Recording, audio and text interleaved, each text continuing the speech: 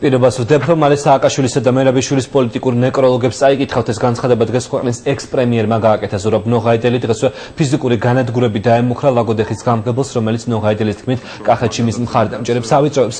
ექს-პრემიერი ირწმუნება, რომ საქართველოში ხელისუფლება მალე შეიცვლება და მისი პარტია ქვეყნის სათავეში მოვა. ნოღაიდელმა კონსტიტუციური საფრთხების დეპარტამენტი დღესვე მისი მხარდამჭერების გადაპირების მცდელობაში დაადანაშაულა. შეგიძლიათ ამას გამორეხმაუროთ მშვენივრად. საქართველოს ხელისუფლებამ გიარიშვილს მიმართა. ხელებს მიგატეხთ. თუ კიდე ერთხელ ორჯერ სამჯერ განმეორდება რაღაც ამდაგვარი ფაქტები, ახლა მარტო ამ ერთი ფაქტის გამო არა. მაგრამ ყველა იყოს ფრთხილად. და ყველა მიხედოს თავის თავს. სააკაშვილის და მერაბიშვილის ნეკროლოგებს წაგაკითხებთ, პოლიტიკურ ნეკროლოგებს ცხადია, ძალიან მალე.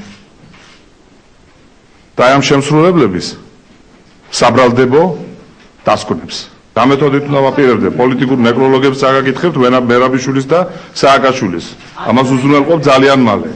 ძალიან მალე ნახავთ ამას უყველაფერს.